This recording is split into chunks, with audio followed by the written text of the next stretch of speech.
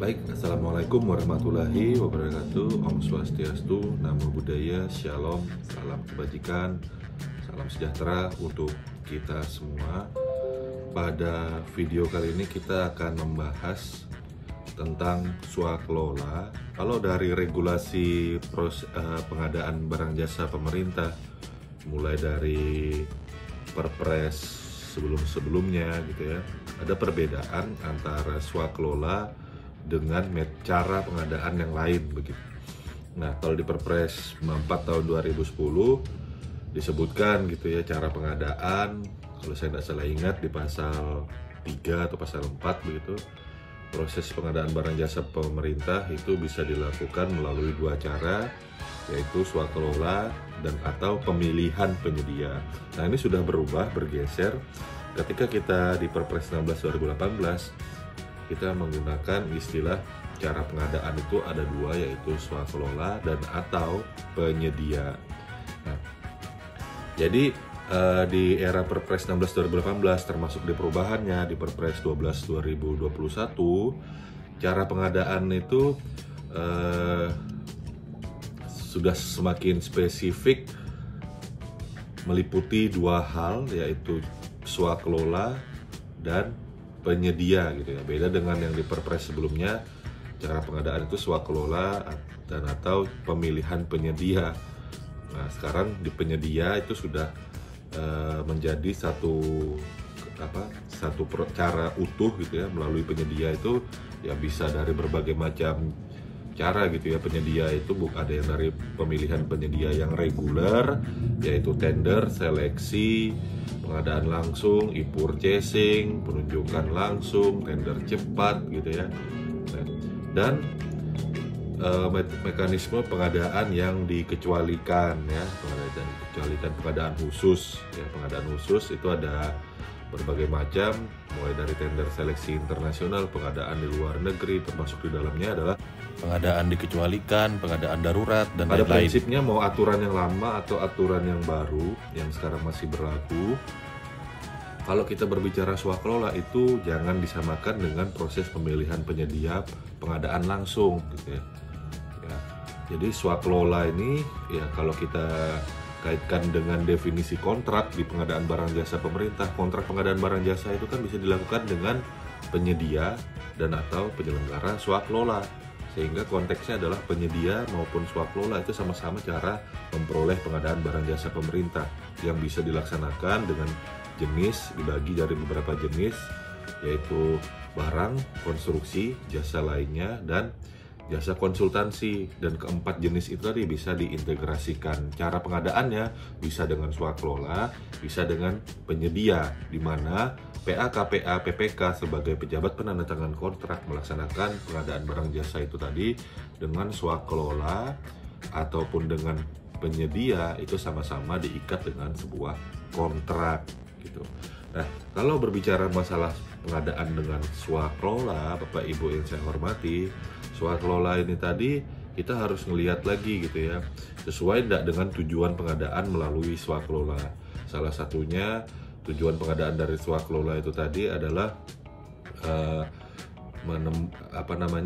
pekerjaan-pekerjaan yang memang tidak diminati oleh pelaku usaha begitu ya. Kemudian tujuan lainnya itu adalah meningkatkan pemberdayaan ya bagi internal kementerian lembaga perangkat daerah, atau melibatkan pemberdayaan dan peran serta masyarakat, baik dari organisasi masyarakat maupun kelompok masyarakat.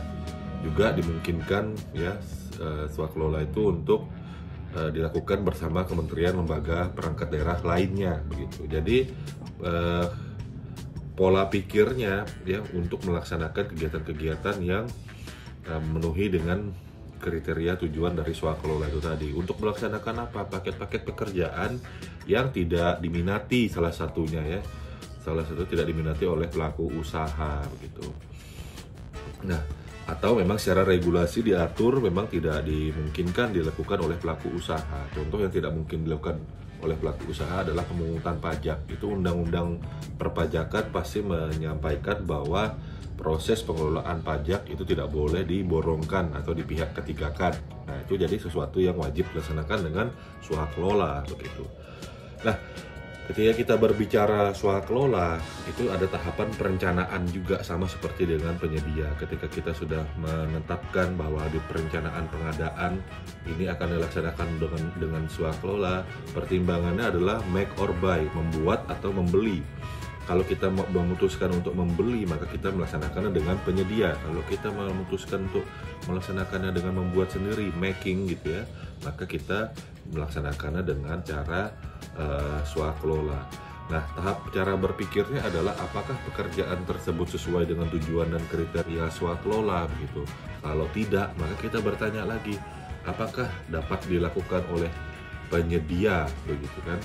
Nah, kalau memang dapat dilakukan oleh penyedia, maka ya sudah pekerjaan itu dilaksanakan oleh penyedia. Tapi kalau tidak, maka kita bertanya lagi ke pertanyaan berikutnya, apakah kita memiliki sumber daya, sarana prasarana, dan kemampuan untuk melaksanakan pekerjaan itu? Apanya tidak, jangan dipaksakan dengan swakelola, walaupun pertanyaan-pertanyaan tadi yang dua sebelumnya itu sudah terpenuhi gitu ya.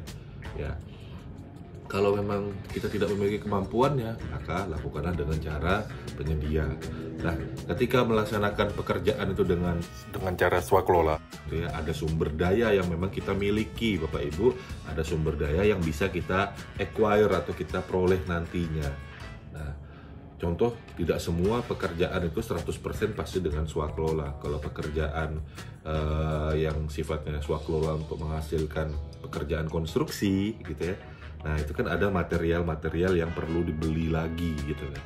Nah, Bapak Ibu yang saya hormati, di sini kita peran penting dalam tahap perencanaan adalah mengidentifikasi komponen-komponen pekerjaan dalam swakelola itu tadi gitu. Kalau komponen pekerjaan dalam swakelola itu tadi ada bagian yang harus dilakukan dengan penyedia, dan kita kaitkan lagi lah dalam proses perencanaan itu tadi. Siapa nih penyelenggara swakelolanya? Kalau penyelenggara swakelolanya adalah swakelola tipe pertama, ya, tipe pertama, maka proses barang jasa yang melalui penyedia tadi, ya, penyedia itu untuk memperoleh material tadi ya, yang perlu dilaksanakan dengan penyedia, itu maka kita cantumkan, posisikanlah dia sebagai penyediaan barang jasa melalui penyedia dengan kontrak yang terpisah, ya. Kalau swakelola tipe 1. Makanya kalau kita lihat di materi-materi standar tentang swakelola yang terbaru, di situ masih tetap ada peran Pokja atau pejabat pengadaan. Nah, pelaksanaan untuk pengadaannya seperti apa ya? Menggunakan mekanisme proses pengadaan barang jasa pemerintah untuk penyedia material-material yang akan digunakan secara swakelola itu tadi. Nah, bagaimana untuk swakelola tipe 2? Swakelola tipe 2 itu kita bekerja sama dengan kementerian, lembaga, perangkat daerah yang lain ya, yang lain. Nah, sama-sama instansi pemerintah, sama-sama terikat dengan Perpres pengadaan barang jasa melalui Perpres pengadaan barang jasa pemerintah begitu ya. Nah, ketika ada bahan-bahan yang diperlukan gitu ya, dan supply-nya itu dari penyedia, ya kita terus siapa yang melaksanakan nih? Apakah PP dari Pokja yang punya anggaran, atau PP atau Pokja yang menjadi tim pelaksana swakelola itu tadi begitu.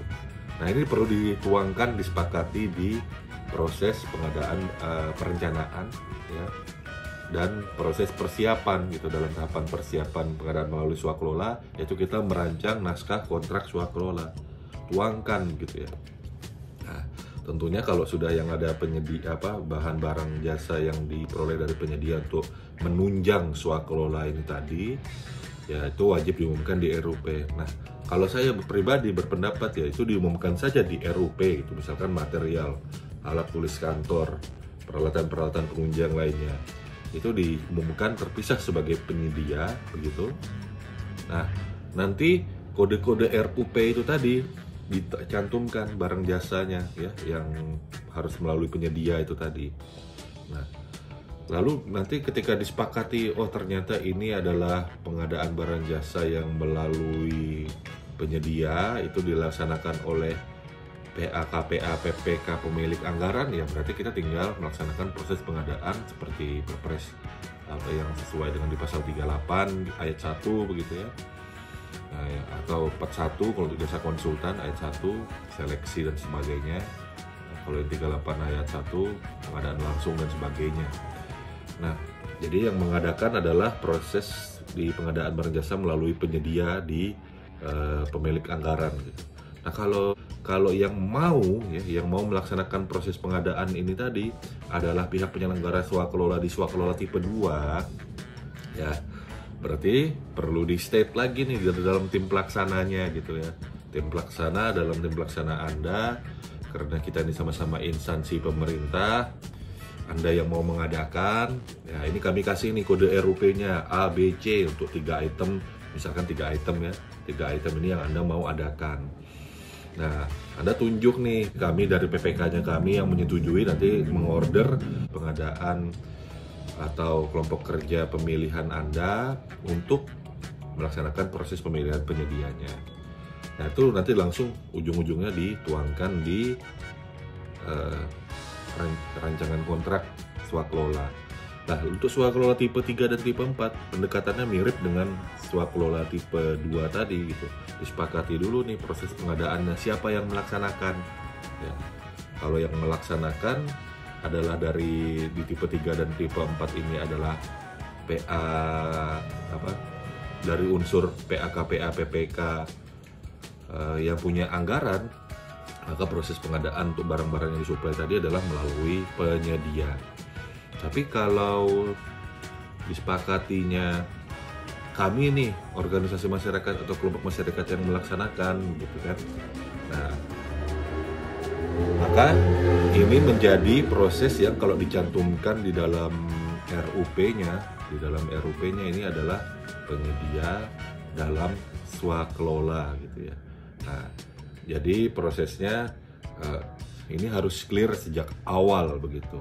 Jangan sampai kita juga melaksanakan hal-hal yang pemaketannya itu tadi belum jelas gitu ya. Artinya ya kita perlu cermatan begitu ya untuk menentukan proses pengadaan barang jasanya apakah melalui penyedia, apakah melalui swakelola, termasuk sumber daya yang melaksanakan proses pemilihan pengadaan ini apakah tersedia atau tidak.